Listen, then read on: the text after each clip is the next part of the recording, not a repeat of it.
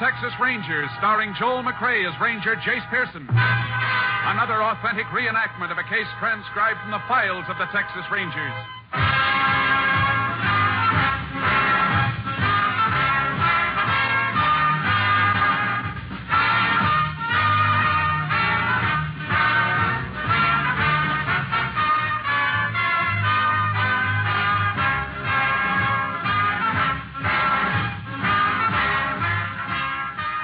Dates and places in the following story are fictitious for obvious reasons. The events themselves are a matter of record.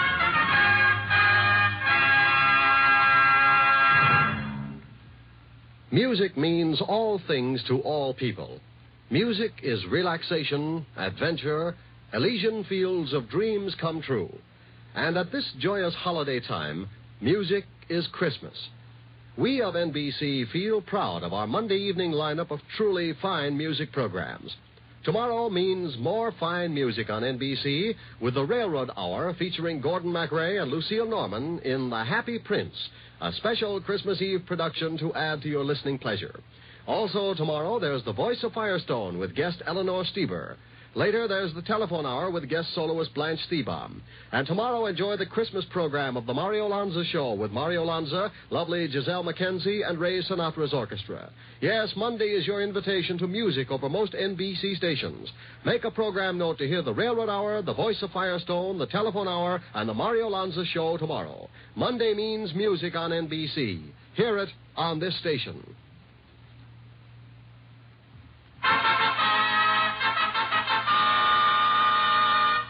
And now, from the files of the Texas Rangers, the case called Christmas Payoff.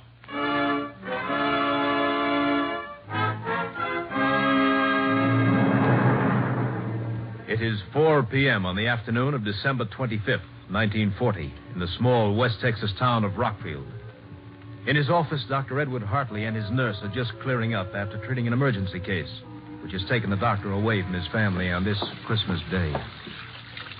Doctor, before I leave, would you like me to stay? Alice, I would just like you to scoot on home where you should have been hours ago. And what about you? I think it's a shame. The one day in the year families should be together and you have an emergency. Well, anyway, old Mrs. Thompson will feel a lot better now for the holidays. Pretty nasty infection. Mm-hmm. Guess doctoring's the one business can't be run by a time clock. And nursing's a part of doctoring, so I leave when you do. Trapped. Sure would have loved to spend the whole day with the youngsters, though. No, they probably won't even let you back in the house. Well, Christmas got them so excited I don't think they even know I'm gone. Oh, by the way, you sure you won't have supper with us? I'd love to, Doctor, but... Oh, no. Huh? What's the matter? Doctor, will you come over the window for a minute? Not another patient. I think so. Well, guess the Christmas tree can wait a little longer. Who is it? I don't know. There, look. That man just getting out of the car. I don't recognize him. That arm must be in pretty bad shape. Bandage clear to the elbow. And why didn't he come in 2 hours ago? Huh? What do you mean? That man was sitting in that car 2 hours ago. Only was parked in front of the house next door. I wonder... Come away from there. What, Doctor, what... I don't want him to see you. Now, go on. What else? Well, just an hour later, when I took Mrs. Thompson out to her car, he was still there. And he meant it. He really meant it. Doctor, what is it? Alice, now listen to me. Don't ask any questions. I want you to get in the supply closet and stay there. What? Whatever you do, don't make a sound. No matter what happens out here, don't give yourself away. You understand me? Your life depends on it. What is it? Why don't we call the sheriff? I'm going to. Now, hurry into the closet. Now, remember, not a sound. I should have known it'd come. I didn't know when. Oh, come on. Operator, this is Doc Hartley. Listen carefully. I have to speak quietly. Get the sheriff to my office as quick as you can, and don't call back. Just get him out here. I can't stall any longer. Come in. Just a minute. Here goes.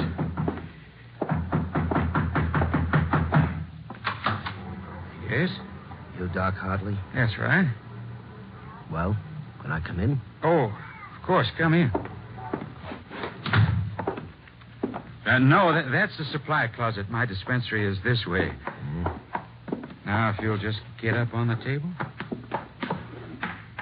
Would you like to lie down? More comfortable for that arm. I'll sit. That's a lot of bandaging. What did you do to that hand? Think maybe I sprained it. You're the doc. Suppose you tell me. Always work this slow, Doc? Oh, I'm sorry. Where's your nurse? She's gone home long time ago. Not even supposed to be working today. This is Christmas, you know. Yeah, I know. Why don't you pull the last of the bandage off, Doc? Don't you want to see my hand? I know what's in it. Then I'll do it myself. Yeah. See? There's your Christmas present, Doc, in my fist. Nice 38. Don't you want it, Doc? Why are you doing this? Why? Maybe I shouldn't give it to you. You guessed what it was. Spoiled my surprise. Nah, you look like a nice guy. I'll give it to you anyway. Look at me, Doc. You know what it's for. You get your... Merry Christmas, Doc.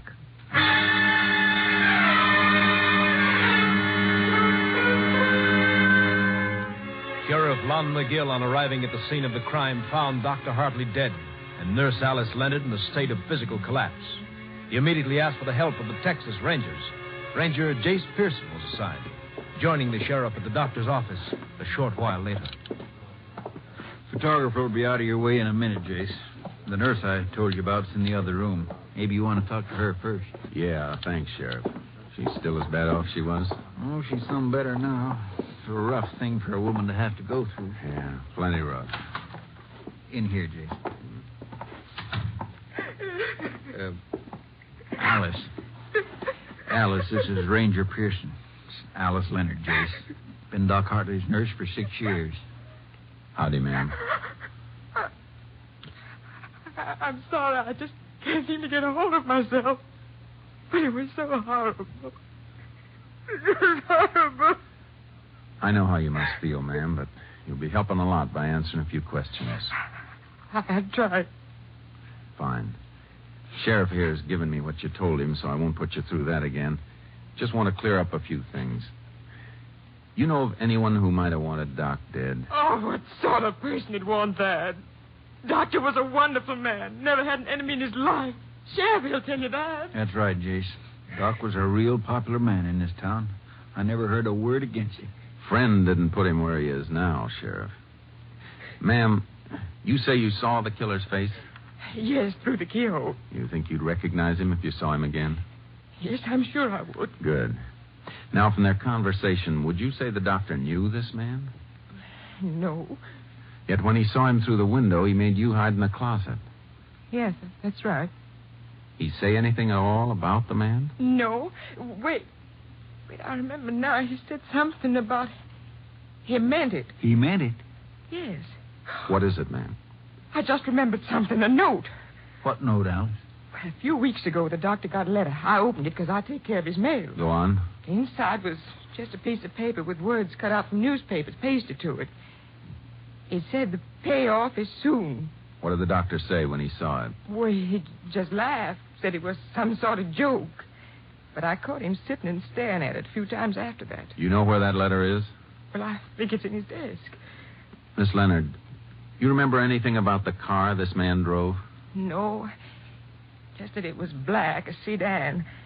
Oh, and the front fender had a big dent in it. I remember I could see it from the office window. I think that'll do for now, ma'am. You go home and try and get some rest. Tell the deputy I said to drive you home, Alice.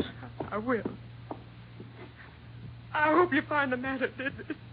I hope you find him. Oh, poor woman. She was mighty fond of the doc, Jace. Must have spent some bad minutes in that closet. Yeah, the doc had a couple of bad minutes, too, Sheriff. The photographer must be finished in there by now. Let's take a look. Nothing's been touched in there, Jace. Everything's just the way we found it. Thought you'd want it that way. Thanks, Sheriff. Let's have a look at the doc. Just whip the sheet off him here. He shot at close range, all right. Powder burns. The angle of the shot seemed to bear out the nurse's story. Ballistics will fill us in later. Let's have a look at this desk. Okay, Jace. Well, there's not much on this side, Jace. What's the matter? Drawer full of Christmas candies. That'll be a nice Christmas for those poor kids. Hey, wait a minute, Jace.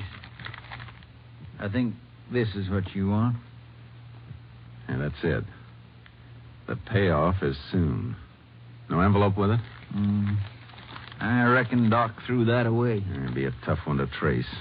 Cheap paper, the message, and newspaper captions. And it's used a lot for blackmail because it's so hard to run down. Well, where to now, Jace? Has the doc's wife been told about this yet? No. Been holding off. I sure don't relish it none.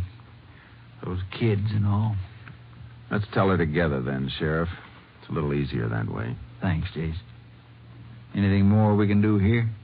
No, but before we go, I want to check on that black sedan with a smashed front fender. See if it's on the stolen car list.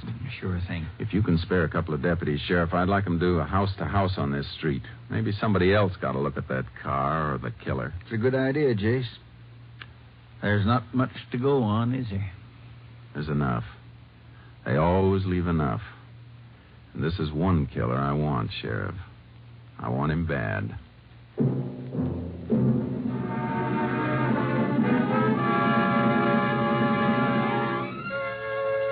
A black sedan with a smashed front fender was on the stolen car list. We finished our calls and left. 15 minutes later, we stood in front of a large, neat house on a well-kept street. Staring at the front door, Doc Hartley would never open again. Through the parlor window, we could see 3 laughing kids and proud grandparents around a Christmas tree. It was a rough doorbell to ring. Darling, I thought you'd never... Oh, I'm sorry. I was expecting my husband. Oh, Sheriff McGill. Howdy, Miss Hartley. Can we come in? Oh, why, of course. Please do. I imagine you want to see Ed. I'm sorry. He had an emergency, but if you like, I can... Mrs. Hartley, this is Ranger Pearson. Howdy, ma'am. Hello, Ranger. Pleased to meet you. Ma'am, can we speak to you privately? I mean, in another room, away from them? Of course. Come in here.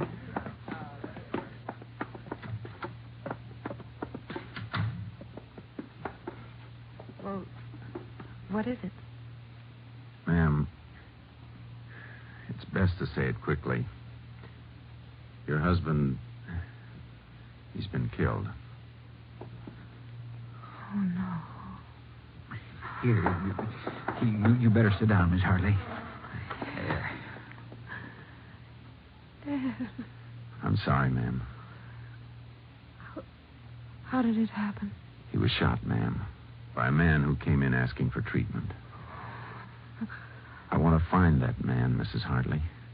I know how you feel at a time like this, but if you could answer a few questions, it'd help.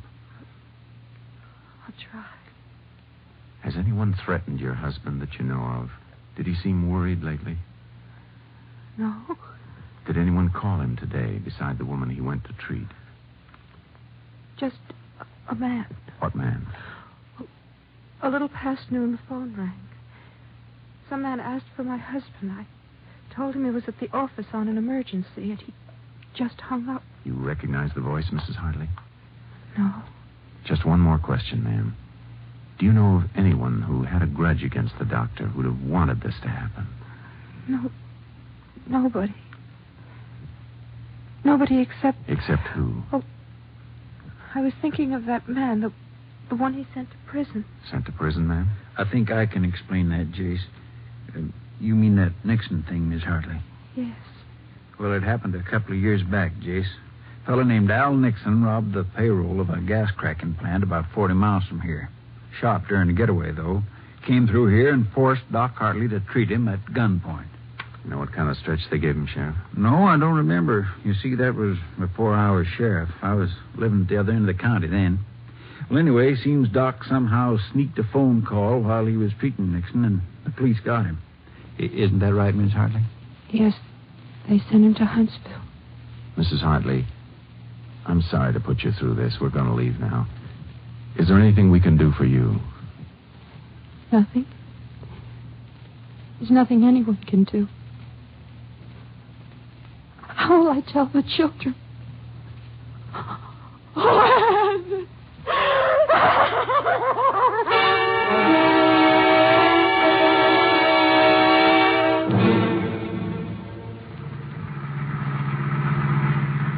Call from KTXA ought to be in any minute now, Sheriff. I still don't see why you ask him for that rundown on Nixon, Jace. You thinking maybe he's out? I don't know, Sheriff, but I sure want to find out. Nixon's got a real good motive for this killing. Well, I got to go with you on that. But... KTXA, hold it, Sheriff. Unit 10. That's KTXA it. to Unit 10. Unit 10 to KTXA. Go ahead. Have information you requested. Al Nixon, sentenced life term, Huntsville Penitentiary, December 1937. Money from gas cracking plant payroll never recovered. 10-4. Unit 10 clear. KTXA Austin.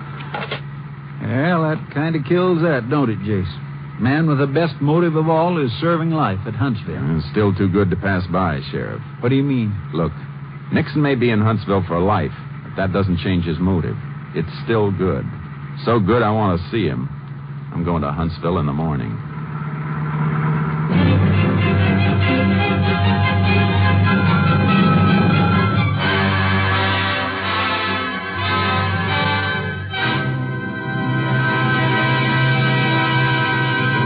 In a moment, we will continue with Tales of the Texas Rangers, starring Joel McRae as Ranger Jace Pearson.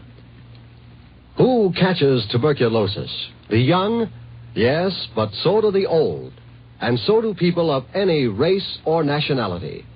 500,000 Americans are afflicted with TB. 40,000 a year die from it. Yet TB is preventable and curable. It can be controlled. How? One way is through Christmas seals. Christmas seals are the sole support of the 3,000 voluntary associations affiliated with the National Tuberculosis Association, which are fighting to wipe out TB in their communities. The greater the Christmas seal sale, the nearer we are to ending the scourge of tuberculosis. If you haven't already purchased your Christmas seals, you can still buy and use them. Be glad of this easy, inexpensive way to help others. Be grateful for the opportunity to help safeguard your own home against the dread white plague. And now back to Tales of the Texas Rangers, starring Joel McRae.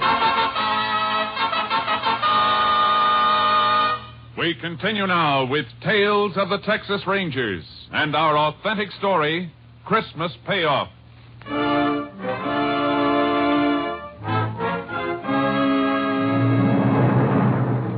Next morning, I left Nurse Alice Leonard with the sheriff to begin the long job of trying to pick a killer's picture out of the gallery. Then I headed for Huntsville. I wasn't in the visiting room 5 minutes when Nixon was brought in. A brutal-looking little man who shuffled forward and sat across the table from me, waiting for me to talk. My name's Pearson, Nixon. Ranger Pearson. What do you want, a medal for remembering your name? I want some answers. And if I don't give them to you, you'll have me arrested, huh? You remember Dr. Hartley, Nixon? Yeah, I remember him. Look around. Ain't this good reason to remember him? He didn't put you here. You put yourself here. Hartley put me here. Oh, but don't you worry a head about me, Ranger. I'll make out. Yeah. You worry about Hartley. Hartley's dead, Nixon. You mean that? He's dead. Shot to death.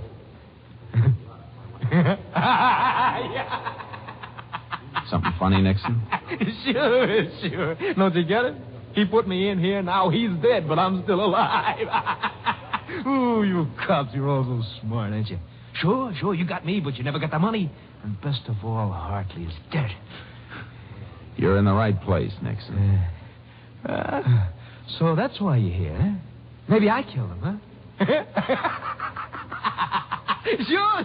I'll confess. I just walked through the walls, knocked him off, and flew back like a bird. Phone call for you, Ranger. You can take it in the office. All right, guard. Thanks. You through with Nixon? Yeah, you can have him. This way. Hey, Ranger, arrest me. I killed him. In there, Ranger. Thanks. Hello? Sheriff McGill, Jace. How you making out? Cold trail, Sheriff. Nixon's no help. How'd you come out? Nurse picked out a picture, Jace. Swears it's him. Fella named Lou Crowder. You run a make on him? I sure did. He did the last 2 years in Huntsville. Released a week ago. Beginning to fit, Sheriff. Any more on that car? I was just coming to that. They found it about 100 miles from here. Abandoned in some brush just outside of Crest City. I want to see that car, Sheriff. Tell him to hold it where it is. As soon as I talk to the warden, I'm heading for Crest City. Want to meet me there? Sure thing, Jace. Meet you at the hotel. Never can tell what's coming, Sheriff. That cold trail's all warmed up again.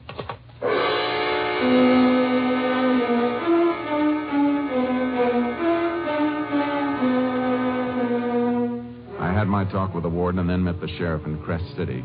As we headed for the spot where the abandoned car had been found, I kept thinking of Doc's wife and her 3 small kids. I was getting closer to a killer, and I liked it. No, I don't know, Jason. No matter how I figure it, there's always a couple of loose ends. Well, then try this, Sheriff. Al Nixon is due in life for a payroll robbery, and he's convinced it's Doc Hartley's fault. Now, that payroll was never found because Nixon hid it someplace before they got him. Yeah, I follow that far, Jace. In Huntsville with Nixon was Lou Crowder. Now, Nixon knew he wasn't ever going to get to use that money, so suppose he made a deal with Crowder. Crowder could have it if he killed Doc Hartley. But what was to stop Crowder from just digging up the money and not killing the doc? No, Nixon's too smart for that, Sheriff. Probably set it up so he'd let Crowder know where the money is after he was sure of Doc's death. It figures all right. But how would he let Crowder know? By letter, Sheriff. The warden told me Nixon's already written Crowder 3 times. What good would that do? All mail coming out of Huntsville is censored, Jace. I know, but the 2 men had plenty of time to rig a code when they were together in the pen. Then a letter could be the answer. That's right. Yeah, the highway patrol car up ahead must be where the car is. Yeah. Yeah, this is it. Howdy. Howdy, fellas. There's a car, Jace, just behind this brush. Jace, even if your figuring's right, what do you reckon this car is going to tell us? Just one thing, Sheriff.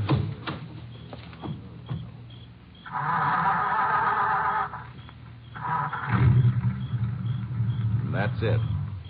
I don't get it, Jace. You will. Look, would Crowder want to hang around a town he'd killed a man in? No, reckon not.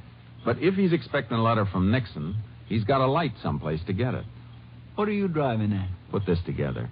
This car's still in running order. Crowder didn't have to leave it. That makes Crest City a pretty good bet for the place the letter's going to be picked up. But what if Crowder's already picked the letter up? It's not likely. Nixon didn't even know about the killing until I told him today. And he'd want to be sure before he paid off. What if Nixon double-crosses Crowder? Suppose he don't send the letter telling where the money is. He'll send it, Sheriff. I got a good look at Nixon's face when I told him Doc was dead. He'll send it.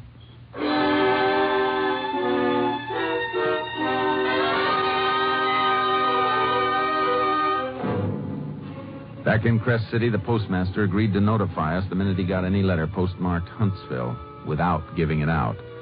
The very next day, the letter was there, and a man had come in for it but was told it hadn't arrived. The postmaster had noticed the man was driving a car with a horse trailer attached.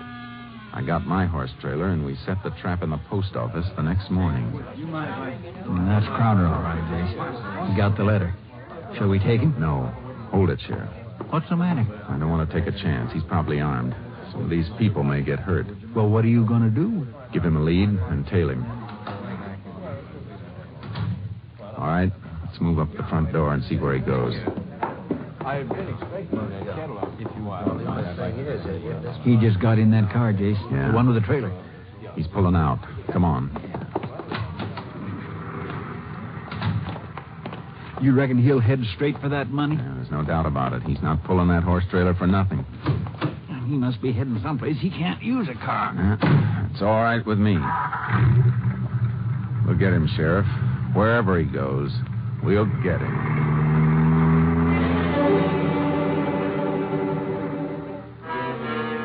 For almost 3 hours, we trailed Crowder by car, never getting too near him, just pinpointing him.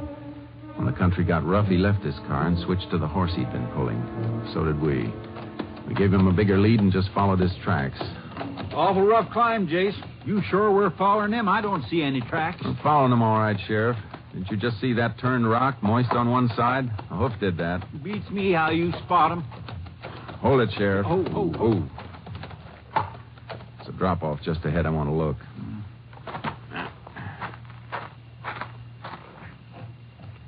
See anything, Jay? Shh. Hold it. He's just over the drop, about 20 feet. Is he digging, Jace? Better than that, Sheriff. He's found it already. Now, look, Sheriff. He's in a dead-end canyon. I'm going down after him. You cut along this ridge and close in from the base. All right, Jace, but be careful. Come on, boy.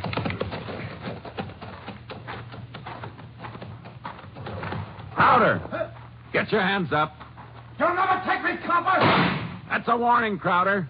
Next one will be through your head. Now throw your gun away. All right, don't shoot. You see my hands are up. Keep them there. Look, Ranger, there's $30,000 here. I'll make a deal with you.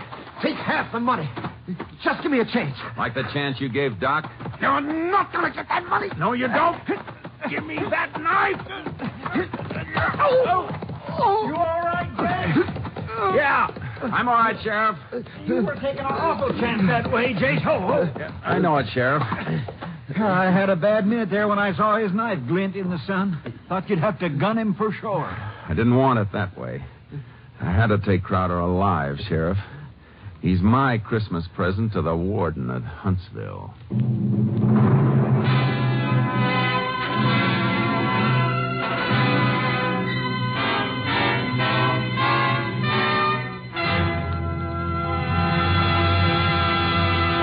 In just a moment, we will tell you the results of the case you have just heard.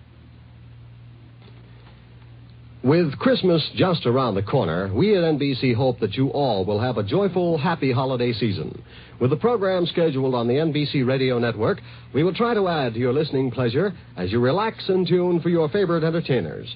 Special programs are planned by all of our NBC shows, and we know that you'll want to hear as many of them as you possibly can. To put it in musical form, here is a holiday wish from the NBC Chimes.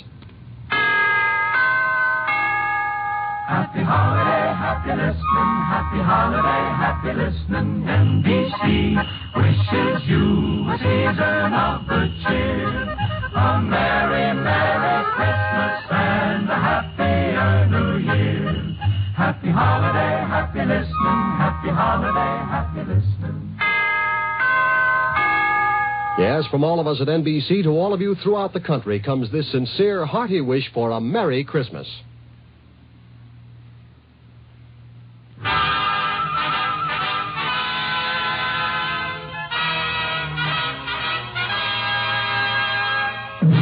And now, here are the results of the case you have just heard.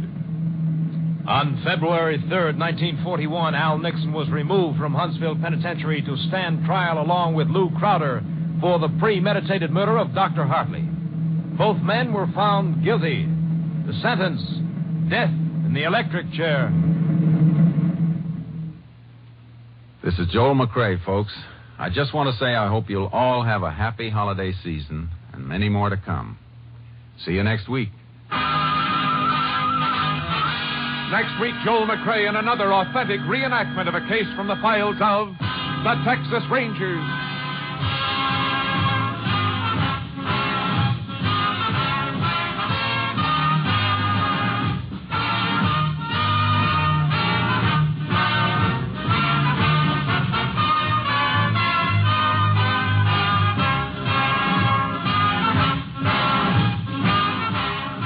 The cast included Tony Barrett, Lillian Bayov, Whitfield Connor, Lou Krugman, Michael Ann Barrett, and Farley Bear.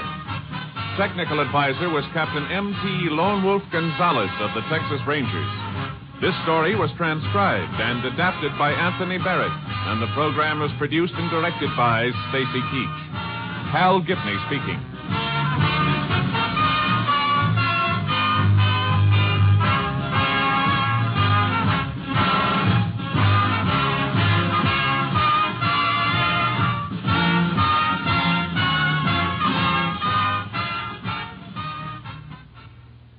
Next, it's The Big Show. All this and Tallulah, too, on NBC.